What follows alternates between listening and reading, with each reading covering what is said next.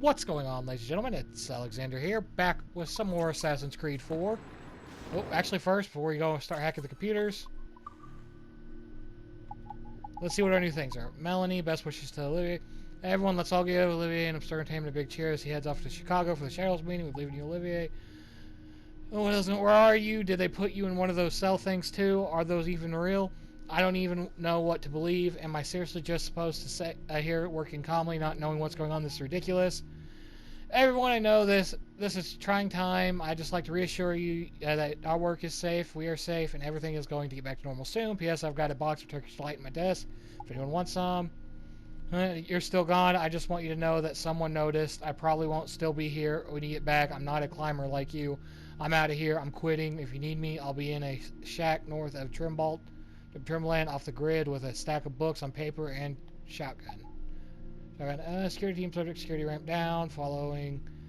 That's like the resolution of an earlier security incident. Emergency measures put in place will now be removed. Thank you for your patience. Although the matter is resolved, we encourage you to continue to practice good security. Oh, yeah. Security at work. John leaving. Alright. Let's get to hacking.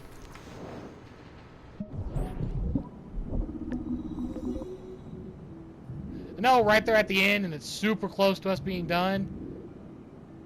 But would we really be satisfactory? Will we be satisfied not completing this? Not checking out everything. We'll go this way this time.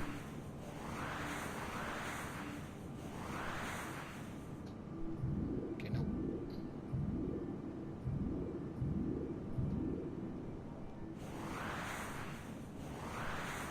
I don't know, I went to the same one again, didn't I? Yep.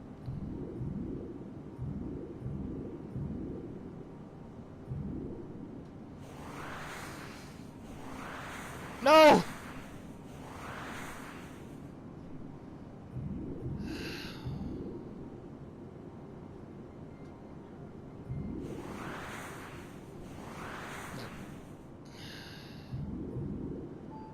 This one's actually a lot more difficult. I about had it several times. Wow. Absolute genius I am.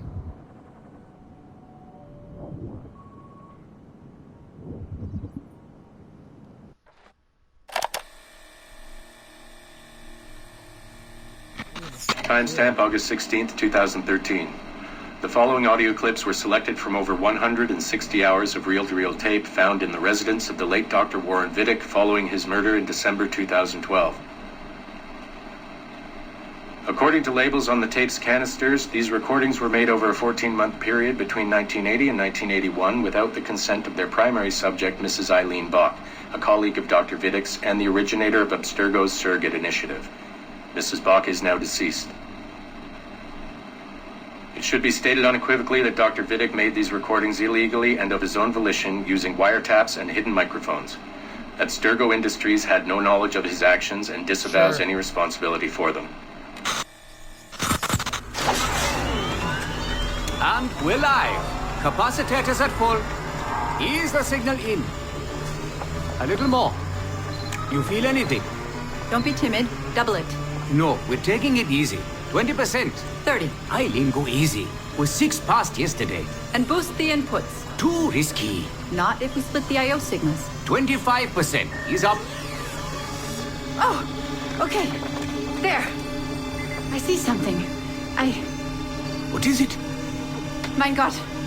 I hear talking. You're okay? Ja, ich höre Stimmen. It's German. Mein Name ist Miriam Kurz. I see a light. It's cold. Ich werde nichts sagen. There's a man with me. Mehr werde ich nicht sagen. Keep an eye on our vitals. Mein Name ist Miriam Kurz und ich bin eine Navajo. Des Hitlers Zwang, der macht uns klein. Noch liegen wir in Ketten. Doch einmal werden wir wieder frei. Wir werden die Ketten schon brechen. Eileen? Denn unsere Fäuste, die sind hart, ja. Und die Messer sitzen lose. Für die Freiheit der Jugend kämpfen Navajos. Switch off! Powering down. Kämpft Navajos! Get her out of there! Oxygen! From the valve. No.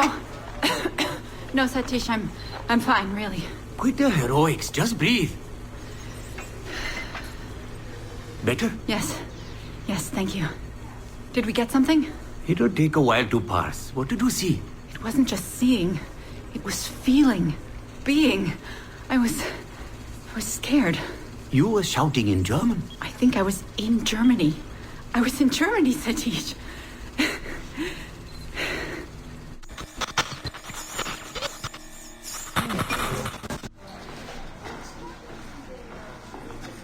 Good morning. Well rested? Exhausted. Yesterday was an incredible find. Seems so. What did it feel like? It's foggy, but I relived the memories of a young German woman. Early 20s, I think. A man was interrogating me, looming over me and asking questions. He was shouting, but I was shouting back. And then this poem just came out, like a chant. Fascinating. I'm eager for you to hear the tape. Is it ready? Yes, we transliterated the data onto an audio file. It took all night to process the language. Spool it up. Of course. Have a seat.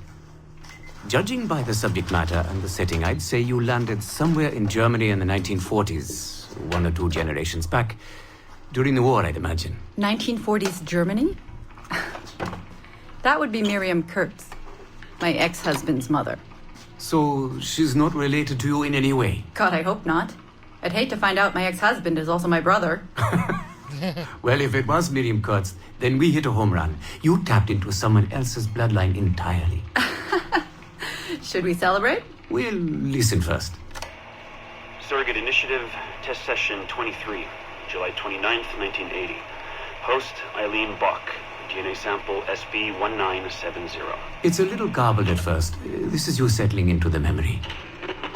Your name, say it. My name is Miriam Kurtz. Louder. My name is Miriam Kurtz, and I am Navajo. Where did you last see the artifact? Who holds it now? I'll say nothing. I have told you all I will. I don't believe that is true. Who has the artifact? Hexler's dictates make us small and are bound in chains. But one day again we shall walk tall. No binds will us restrain. Enough! For hard our fists, yes, and knives at our wrists for you to be free. Navajos lay siege. Knock her away! Navajos lay siege. And that's where we pull you out. Whoa.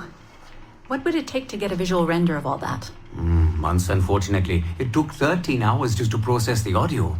Visual takes much longer. But Vidic is able to record audio and visual in real time. How does he do it? His subjects are exploring their own genetic memories. That requires much less processing power.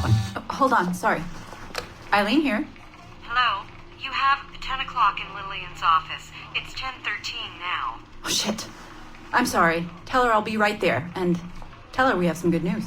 No problem. You in trouble? The monthly progress report. I'm trying to be honest about our progress, but no matter how much I polish our facts, Warren Vidic swoops in, promising the moon for pennies, and gets 10 times the funding for his Animus project. Well, we are using his Animus technology. He's the foundation. We are the skyscraper. Which is why he should be a tech lead, not a project director. Good work, Satish.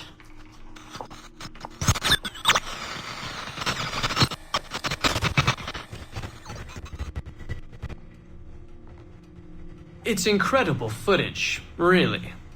Clear and vivid. And the subject was synced for a full 62 minutes. Came out speaking French after his last session. Passably fluent. And with full recall of everything he'd gone through. Sorry I'm late. I was reviewing some data. It's fine. Warren was just telling me about his first subject, Mr. No names. Call him Subject 1. Confidentiality. And how about you, Eileen? What's your good news? Well, we did it. We synced with an unembedded memory outside the bloodline.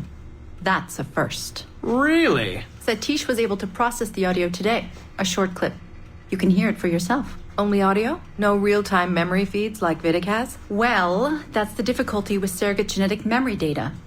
Because I'm viewing memories not embedded in my own DNA, we can't rely on my cognitive faculties to help me process the signal. All we can do is record the raw data and transliterate it later. Hold on. You're running this experiment on yourself? I am. It's going well. I don't like the sound of that. Look, the sample I'm using, the DNA comes from my own son. It's safer this way. Ah, good thinking. 50% of my son's DNA is also mine, which reduces the danger by a huge margin. Meaning, I can now explore the memories of people who aren't directly related to me on his father's side. But for brief periods of time, I imagine. Right. Just a minute or two so far, but we're getting there. Come by the lab and listen for yourself. I will, when I have a moment. Unfortunately, work beckons. Ladies? That man is colder than a San Francisco summer. Stay focused, Eileen. You both have important work to do. Obviously. But my work requires his Animus technology. I feel a little caged in. That's collaboration, Eileen. It's how science works. I shouldn't have to remind you. I know.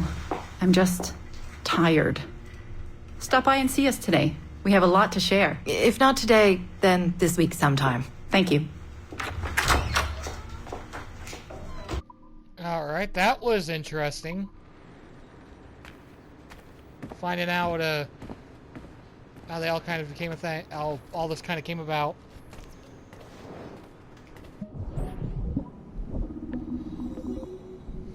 I will be here a while. I know we're close to the end of the story, but I want to do these. Like, it's not often that I want to do the modern world stuff in Assassin's Creed games. Like, I love the franchise. Don't get me wrong. But even whenever we're playing as Desmond, I didn't really care about the modern day stuff. It was all about that fun I had in the past.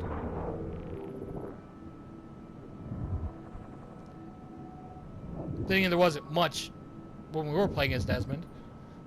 You just confined to a little space. Here's our past, the Animus technology. Computing makes his mind possible. A bunch of classified parts. This is just stuff from it. Who do we got here? We've got... I don't know who that woman is. Next one's Hatham. Then I think that's Aveline. Not sure. Ezio on the glider. And Connor. Actually, that's Edward. Not sure. Connor again. Connor and Aveline. Looks like Edward again because the pirate ship. And not sure.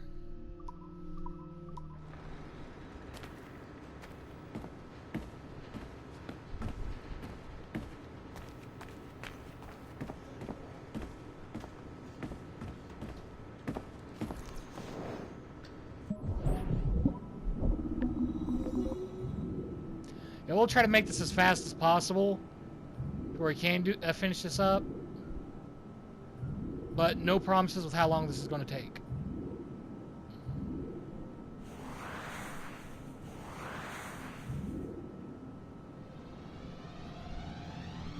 Boom.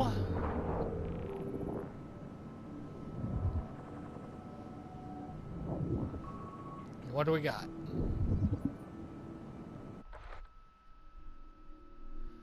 Bonus says Count Rosenberg will take care of us now so long as Papa and Uncle John work for him.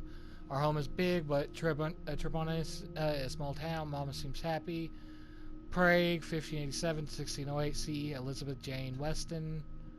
Uncle John, everyone calls him Dr. D, says that not all 5-year-olds can speak 3 languages or write as well as I do. I foretell a bright future for you, Lady Beth. I like reading, drawing, and writing poems, but mathematics are hard. John Francis, my brother, is better at calculations than I am. He is 1 year older. Papa wants me to get the same opportunities as my brother. He says I am fortunate that not all young ladies have private tutors. I study hard to please him. We are fasting this evening, Master Kelly. Uncle John announces. Papa grins. I know what this means. They will be working all night again. After dinner, I run to the parlor and jump on Uncle John's lap. His beard, unlike Papa's, is all white and rough. I ask him to tell a story. Uncle John makes everyone laugh, even Papa, who is usually so serious. He says they have to work now. Mama tells me it's time for bed. I put the sheets over my head and listen to the low humming voices coming from the study. I'm afraid of the dark, but not tonight, not with Papa and Uncle John praying. Papa needs to leave now to earn money. I know about money. We need it to eat and purchase things. I do not want him to go. I give Papa a big hug, and Uncle John too. I wave at them until I can I can no longer see their carriage.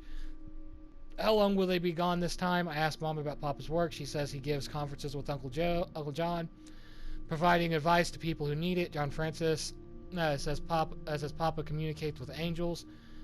Oh, this is Salem witch trials. I laugh, but Mama does not. He told me, he says, crossing his skinny arms over his chest. After a long pause, Mama sighs. John Francis is right. Your father speaks with angels. He gains. She scratches her head. Insight from them. I ask Mama what an angel is. She said it is a being from beyond, a winged entity that lives with God in heaven. I do not know what she means. John Francis says only Papa can call angels. Mama nods, saying he has a rare gift. He uses a crystal ball. John Francis declares, I seldom see Papa and Uncle John these days. They do not eat. They are fasting again and spend most of their time in the study. I wake up with a start and pull the blankets to my chin. It is still dark, but I hear voices downstairs. Taking a deep breath, I sneak out of bed. I walk down the stairs, avoiding the creaking ones. I fear monsters will jump out of shadows. Though Uncle John assured me he banished all monsters from our home. I tiptoe to the door of the study and put my ear upon it. I recognize Papa and Uncle John's voices, but there is also another, much deeper voice within. A loud click. They have unlocked the door. I hide behind the cabinet. Papa and Uncle John came out of the study and walk away smiling. I count to 100, then tiptoe toward the study. No one inside. Elizabeth, Papa says behind me, what are you doing? Papa makes me promise not to go into his study. There are things in there you should not see. There are 100 questions I want to ask him, but I can only nod. I've never seen Papa and Uncle John so happy. They whisper and laugh at things only they understand. Mama says it is because they have done good work. I finish my dinner and ask to be excused. Mama nods and I hurry upstairs. I notice that the door to Uncle John's room is ajar. I hurry to the door, holding my breath. I peek inside. The room is sumptuous. Uncle John always says Aunt Jane has good taste, and he is right. I tiptoe inside in Uncle John's armoire. It is filled with treasures, shiny rocks, a black mirror, a wax seal with pictures on it, a gold amulet. Ignoring everything else, I pick up what looks like a globe packed in cloth. Could it be the crystal ball John Francis mentioned? Quickly I unwrap it. The sphere is heavy and feels warm in my hands. It is made of the shiniest gold. On its surface, I see a reflection of my face and Uncle John's. Uncle John grabs the sphere and puts it inside his doublet. I shiver, but he smiles. You should not be playing with things you cannot comprehend, Lady Beth. Demons, we have been in Trebon almost 2 years now. We are happy here, happier than we have ever been. Okay, maybe not that. Maybe not Salem witch trials. I could have swore John Francis was the name of the guy, of the church leader. Papa continues to work while Uncle John is away. He keeps to himself and barely addresses us during breakfast, but at least he is eating now. I am feeble today. Mama says I have a fever and tells me to stay in bed. I sleep all day and most of the night I wake famished. I dislike the night, but I am not as afraid of it as I used to be. I get out of bed and careful not to make a sound. I do not want to wake anybody up. A pale light emanates from the study. The door is open. Papa never leaves the door of his study open. I creep toward the light on the tip of my toes. I sneak a peek inside. Papa leans over a table reading a book. It has an odd silvery tint. Papa suddenly mumbles an incomprehensible string of words and numbers. Papa sprinkles red powder on something upon the table. I did it. His wide grin deforms his face. I did it. He picks up a clump of gold. Papa guffaws make me shiver. His voice is deep and he speaks words I do not understand. I hurry upstairs and crawl back into bed. Oh.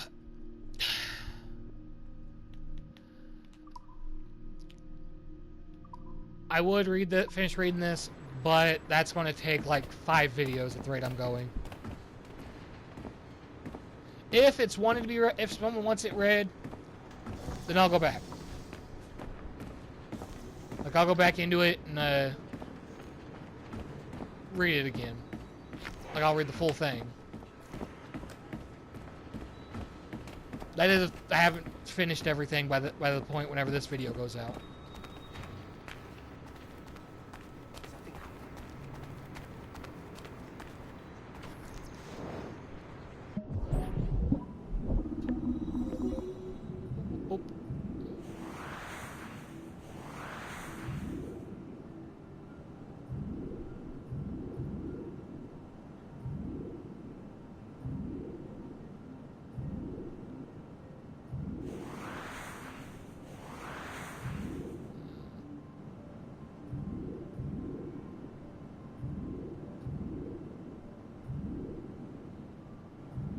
Okay, see. We go into.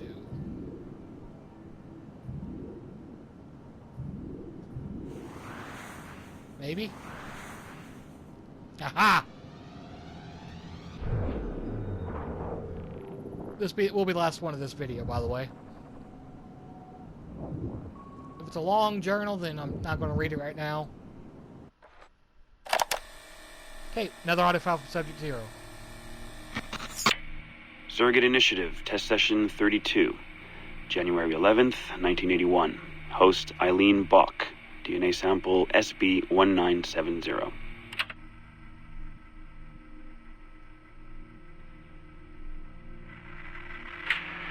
Miriam? There we go. Miriam, is that you? Are you in here? Bartle! Oh, thank God you're safe. You've been very sick. Bartle! How did they find you? Oh, Jesus. What would they do to you? Has they hurt you at all? I told them nothing. All they do every day is ask about you and that artifact. But I didn't tell them anything. Nothing. I know you didn't, Miriam.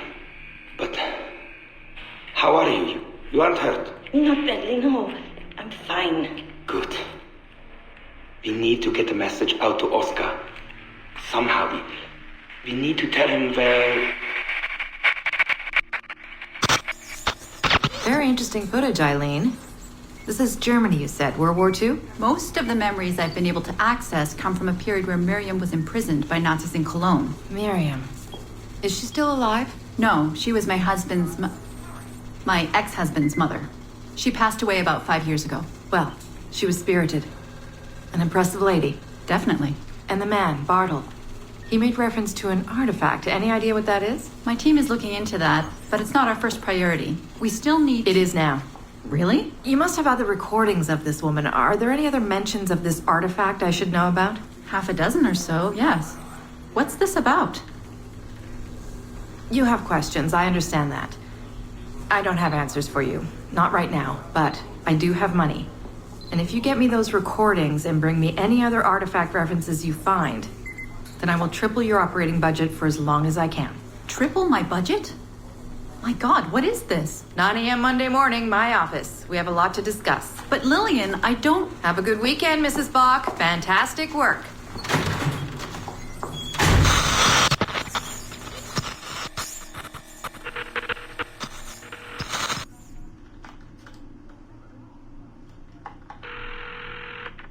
Hello, this is Carl. Hi, it's Eileen. Hey, how are you? Good. Busy. Cold. The winter's been terrible. Seamus won't like that. The weather's been mild out here. Well, he's only coming for a month. He'll live. And I'll be so busy he won't have to worry about his mother bothering him. Still working 12-hour days. I should move a bed into my lab. Look, if you're too busy, Seamus can stay with me. No, I want to see him. We'll have fun. You're not too busy to be a mom and a genius. Of course not. His flight lands at 8:15 p.m. tomorrow night. You'll be there? Of course. 8:15. p.m. Let him know you'll be there. Thanks, Carl. I need to run. I'm sorry. Take care. You too.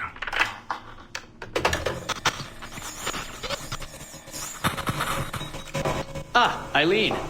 Didn't see you come in. I'm not interrupting? No, it's fine. The subject is unconscious.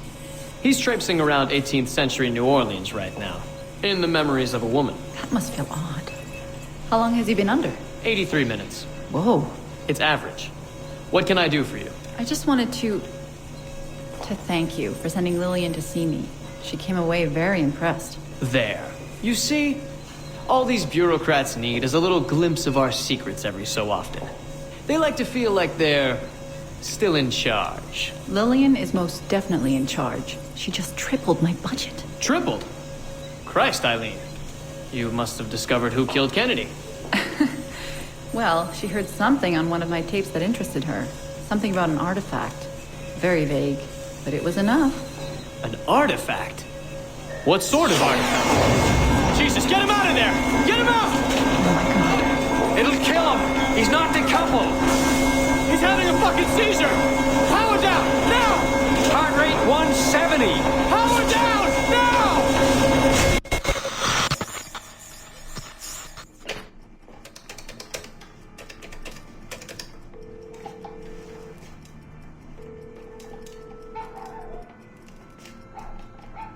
Eileen, Warren here. I was all ready to apologize for the late call, but you seem to be away. Maybe with your son. Listen. Since the unfortunate incident with Subject 1, there's been a lot of dire talk around the office about my Animus project. About shutting it down. About it being unsafe. Typical top brass bullshit. And if they shut me down, then your surrogate initiative goes away too. I'm sure you're already well aware of that.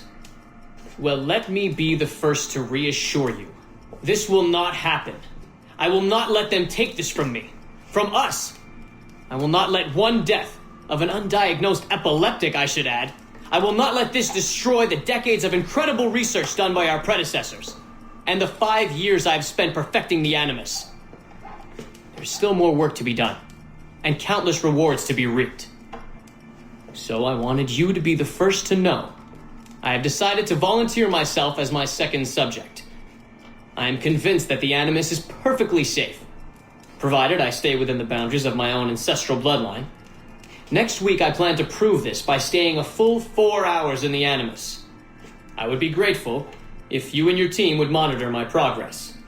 And after this necessary but ridiculous proof of concept, I give you my word that I will work closely with you to solve your outstanding problems. Your surrogate initiative is a bold idea, and I do believe it is the future of the Animus project. But while we have the Animus itself, I do not want to waste precious opportunities to prove its safety. I'll see you in the office on Monday. Goodbye. Alright, with that, I am going to end this here. I know this was a bit of a longer one. Thank y'all for watching. I'll see you in the next one.